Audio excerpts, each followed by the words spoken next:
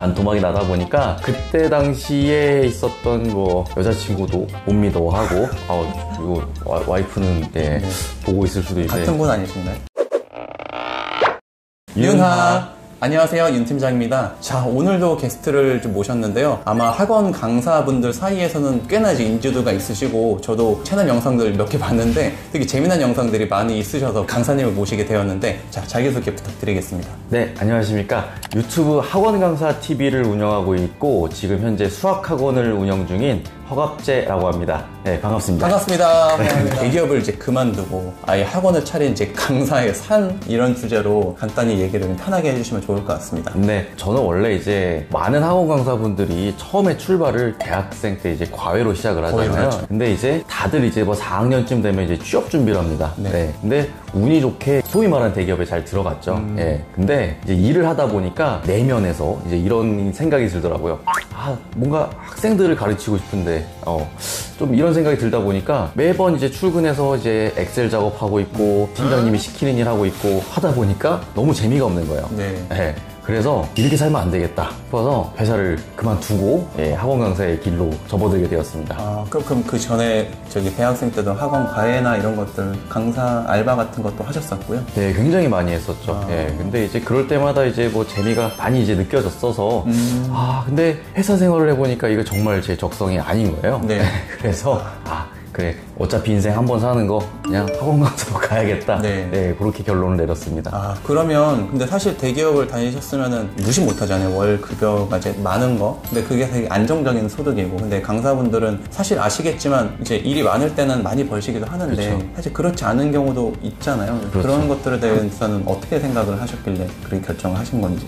그러니까 제가 사실은 이제 회사를 다니면서도 그 월마다 꽂히는 그 월 급여를 정말 무시를 못 해요. 이게 또 한 1월 정도 되면은 상여금이라고 하죠. 회사에서는. 이제 회사 규모가 크면 또 이제 그런 게 있습니다. 우리가 흔히 아는 뭐 S전자 이런 데서는 뭐 수천만 원씩 들어오기도 하고. 그렇죠. 그러니까 저도 그런 시기가 됐을 때 이걸 그만둬야 되나를 계속 좀 미뤘어요.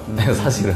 그러다 보니까 한 3년 정도가 지났는데 사실은 학원 강사를 딱 시작하고 나서 제 급여가 회사 다닐 때에 비해서 반토막이 났습니다. 반이요? 네, 정말로 반토막이 나다 보니까 그때 당시에 있었던 뭐 여자친구도 못 믿어 하고 이거 와이프는 보고 있을 수도 있는데 같은 분 아니신가요? 노코멘트 하겠습니다. 자. 그래서 사실은 그 급여에 대해서 조금 두려움도 있긴 있었어요. 근데 그냥 질러버렸죠. 하고 싶은 일이라서. 그렇죠. 야, 근데 그걸로는 제가 아마 이제 이 영상 보시는 분들 중에 이걸로는 위로가 안 돼. 그러실 것 같아요. 네, 그러니까 조금만 더 이제 저의 상황을 말씀드리자면 그 회사를 다니면서 제가 이제 과천에서 회사를 다녔었는데 그때 어느 날인가 이제 버스가 한 대 싹 지나가는 거예요. 근데 그 버스에 지금 그 땡가 스터디의 그 1타 강사 수학 선생님 계시죠? 그 선생님의 광고가 싹 하고 지나가는 거예요. 수능 수학 딱 요 사람으로 갈아타라 이렇게 딱 써있는 걸 보고 내심 그 마음속에 있던 심장이 요동치면서 이런 말을 하기 좀 지금에서 좀 웃긴데 그때 당시엔 정말로 그랬거든요. 그래서 퇴근하고 나서 집에 가서 그 인터넷 강의를 살짝 딱 틀어봤어요. 맛보기 강의 그대로 볼 수 있으니까. 근데 그 편집이 정말로 어떻게 하냐면 처음부터 그냥 수업을 하는 게 아니라 그 있죠, 학생들 한 200명 깔아놓은 그 백그라운드에서 이렇게 싹 줌인으로 들어오면서 한 200명부터 싹 비치고 수업 시작하겠습니다 이렇게 들어가는 거예요. 그러니까 이걸 딱 보고 그때 이제 뇌의 정지가 왔죠. 두근두근 하셨네요. 그러니까 지금 뭐 그때 당시에 월급이 뭐 꽤 적지 않게 벌었음에도 불구하고 순간 이런 생각이 드는 거예요. 저 학생 수면 저게 다 얼마야? 그런 생각이 들면서 나도 학원 강사 해야겠다. 나도 재능이 있었었는데 라는 생각이 들면서 이제 본격적으로 시작을 했죠. 그러셨군요. 그러면 아까 대기업 다니다가 강사 가시고 나선 절반으로 줄어들었다 하셨는데 아마 처음에만 그러시고 이제 뭐 수입을 공개하실 수는 없겠지만 그때부터 이제 좀 차츰차츰 올라가시던가요? 그렇습니다. 그러니까 사실 처음에는 굉장히 처참했어요. 그러니까 뭐 결론부터 말씀드리면 그 처음 시작할 때에 비해서 지금은 뭐 정확한 금액은 좀 그렇지만 한 10배 이상은 분명히 성장을 했고 원래 버는 금액으로만 따지자면 10배 이상이요? 네, 그러니까 왜냐하면 처음에가 너무 작았으니까 처음에 너무 작았기 때문에 10배 정도는 되는 것 같고요. 근데 사실 이제 이 학원 강사 업계로 이제 처음 들어간 분들도 아시겠지만 얘기하지만 나 회사원이신 분들 이제 좀 잘 들어주셨으면 좋겠어요. 나도 소시적에 과외 좀 했는데 수학 좀 잘했는데 뭐 영어 좀 잘했는데 하는 생각만으로 투입이 돼서는 정말 처참해요. 본인의 월 급여를 넘어서기도 쉽지가 않습니다, 사실은. 그래서 정말 준비해야 될 것도 많다라는 거를 꼭 말씀드리고 싶어요. 그러면 방금 말씀하신 준비해야 될 것? 그것들은 뭐가 있을까요? 일단 사실은 제가 정말 처음에는 이제 가슴이 불타서 시작을 했지만 이게 처음에 들어가잖아요. 그러니까 원장님 입장에서도 뭐 이럴 수 있을 거 아니에요. 그 학원 강사 경력이 전혀 없고 그냥 뭐 과외는 많이 해봤지만 회사를 다니다 온 선생님이 들어오면 막 중요한 학생들을 맡길 수가 있을까요?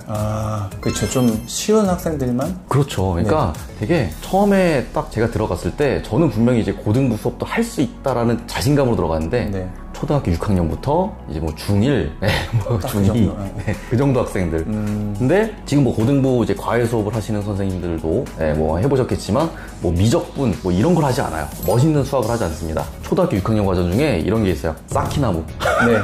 뭔지 아시나요? 나무를 이렇게 쌓아가지고 위에서 봤을 때, 앞에서 봤을 때 이게 몇 개냐?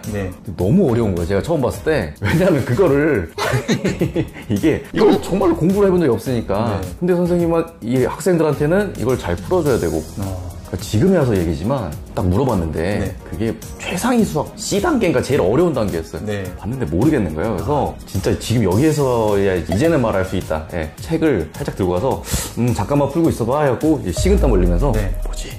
이게 뭐지? 하면서 답지를 막 확인하고 그랬던 적도 있단 말이에요. 6학년 가르치실 때? 그러니까 6학년 학생이 걔가 조금 이제 또 좀 잘하는 애였어요. 그래서 왜 빨리 답변 안 해주세요? 이렇게 쳐다보는 거예요. 걔가 얼마나 무섭던지 제가 진짜 그때 식은땀을 한 바가지 흘려가지고 정말로 잊고 싶은 기억입니다.